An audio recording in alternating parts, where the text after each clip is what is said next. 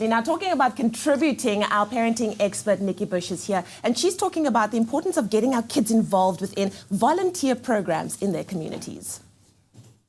Now, a lot of parenting advice is focused on how to make sure that your kids grow up to be good, high-performing adults. And teaching children to contribute to society is part of future-proofing them. In South Africa, grade 12 learners are required to do 10 hours of community service in their matric year to complete their life orientation portfolio. And in the spirit of Youth Month, creative parenting expert Nikki Bush joins us in studio to talk about the benefits of community service for our kids. And first question is it really beneficial, or are we just finding something else to fill our children's calendars with? They're already very busy schedules. Exactly.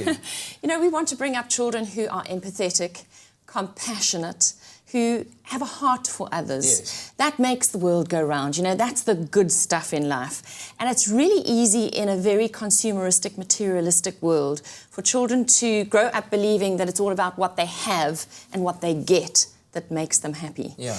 But we need to teach them that it's how we give and what we give that can create that warm, fuzzy sense inside that really connects you to your fellow man. Yeah, it's about that empathy, about that kindness, understanding, and being able to put yourself in somebody else's shoes in their circumstances. Right? Absolutely. You know, kids can grow up believing they live in this bubble. Yeah. The bubble of their school, their home, their own community, but there's so much beyond that bubble. And they need to know about that in order to appreciate what they have. Yeah. To understand that not everybody lives in the same circumstances that they do. Not everybody has what they have.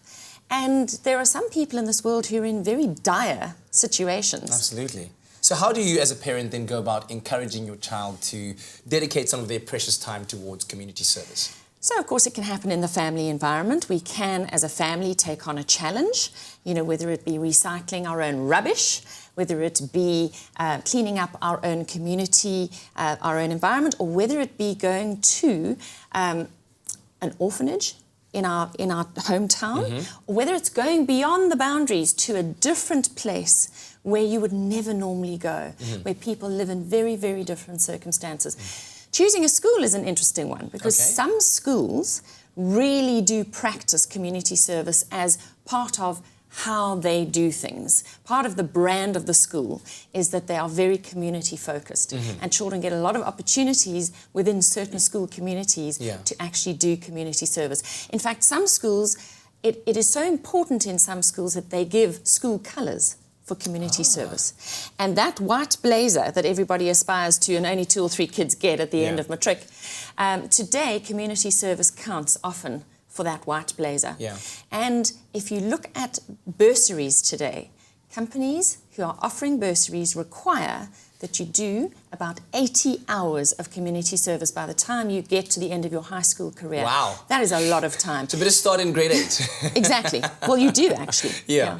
But let's quickly just, bring it down to, because I understand that the schools do it, and that's great, because that's in a controlled environment. But where you as a family, let's say you might have taken your kids to an orphanage, what kind of conversations should you be having with your child to make sure that the lessons aren't lost, that it's not just, oh, we went for 2 hours, spent time with the kids, and now I'm back to my normal life? What kind of conversations should you be having in that environment?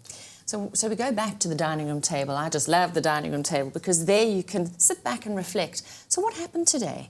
How did you feel when we were there?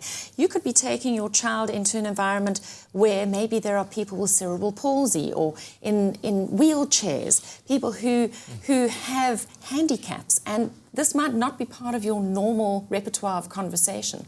How did it make your child feel? You know, it can be amazing what children learn about themselves when you put them in environments that are not their normal, everyday, humdrum thing. Some children might actually strike gold and discover that they want to serve other people, that they want to go into medicine, that they like caring for other people.